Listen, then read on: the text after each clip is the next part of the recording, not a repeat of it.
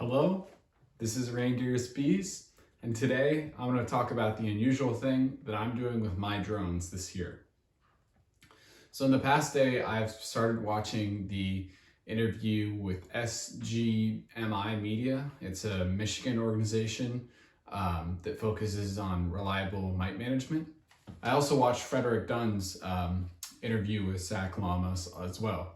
And so he talks about mites' preferences when it comes to choosing a host. And overwhelmingly, they choose younger bees, whether those are drones or nurse bees. And they'll continue to move on to the bees that are like 2 and 3 days old or 1 day old.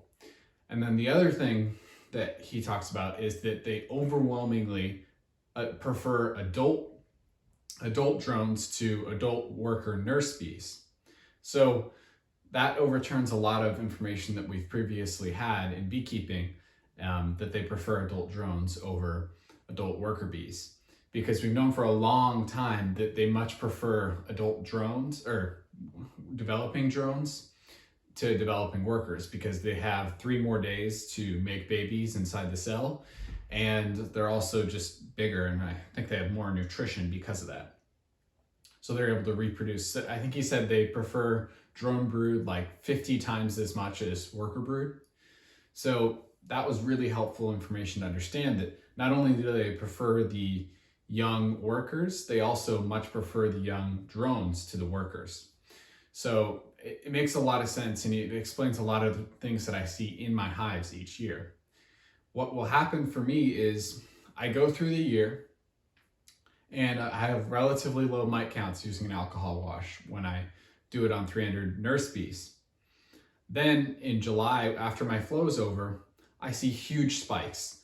Like within a few weeks, I see maybe the mites going up from like a 1, a 2, a 3 to like a 6, 10, 12, almost instantly, like only in a few weeks. And this is partially because the bee population is going down, and so there's just more mites per bee. But his study explained a lot more what it is.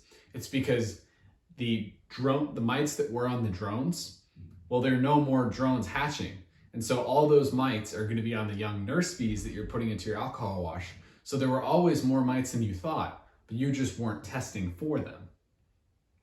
So I feel like that's a huge realization. So now I need to find a way to test the drones in the spring. He was talking about tests that he's done at Michael Palmer's apiary and Troy Hall's apiary. And he suggests you test 40 drones. So that's what I plan to do this year. And they have to be drones that are in the center of the brood nest, because they've just hatched, and they prefer the young drones. The ones that are on the outside frames, they don't give a crap about those drones. They're older. They only want the 2 or 3 day old drones. Mites move from bee to bee very easily, so they just keep moving to the younger drones and workers. So I'll go to the middle of the brood nest and I'll find 40 young drones, and I'll put them in alcohol and wash them. He doesn't have economic thresholds to treat. Like he says, he doesn't know how many mites warrants a treatment.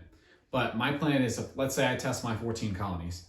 If I have some that are roughly the same, like let's say I test 11 out of the 14 and they test between 1 and 4 mites, then the other 3 colonies are testing 15 or 20 mites. Well, then I know that those 3 other colonies are very likely to have higher mite loads. So I will go ahead and treat them and probably not graft for them. They may have mites for other reasons, but it could be something to do with their genetics as well. So that's what I'm going to do with drones that are different this year. And I feel like that was probably the best hour of beekeeping information I might get this entire year. It explains so much what's going on in my hives, and it makes you realize the true problems of mites in the dearth. Because once those drones stop hatching, then they start, the mites jump in the cell with the worker brood instead of the drone brood. And then when those workers hatch, a lot of them can be completely useless from the hive because of the viruses that are that the mites inject into the workers. So you don't really see that much of an effect on your colony because it's just the drones in the early season taking the brunt of the load. They're protecting the workers from the viruses and from the mites. But then once the dearth starts and your bees stop making drones because there's not an abundance of resource anymore, that's when you see the huge issues with the workers being parasitized and seeing a huge downfall in their health. It can be very rapid, and it's not really helpful information for us if we, as beekeepers, if we test a hive, we could roll zeros every time in May and June, but that we still know there are mites in there, and we could, if we're able to test the drones early in the spring, then we know really which colonies have higher mite loads and are able to get rid of those mite loads earlier in the season, and so those don't become future colonies that are very that are spreaders of the mites. He was also talking about drifting is very common, and mites can definitely be transmitted to other hives. Drones are really bad at drifting, especially. And so even though that older drones are the ones that are more likely to be flying out, drones as old as 2 days have been known to fly to drone congregation areas, so they could fly back into another colony with mites on them. So drifting could be a huge issue. So Zach's closing message in both of his talks was keep doing alcohol washes, because that's the only way that we've really been able to test for mites. And it's really important to know your mite loads so you know whether to treat or not. But he wants to develop a more accurate way using the drones. So what he's getting a lot of people to do their own testing, and that way we can figure out what time of year and how many mites in your drone wash will yield high mite loads down later in the season. So he's trying to develop an economic threshold. He's trying to figure out for the time of year and how many mites you have when you need to treat. So he's trying to figure that out. There are people all over the country that are in contact with him to figure out these economic thresholds.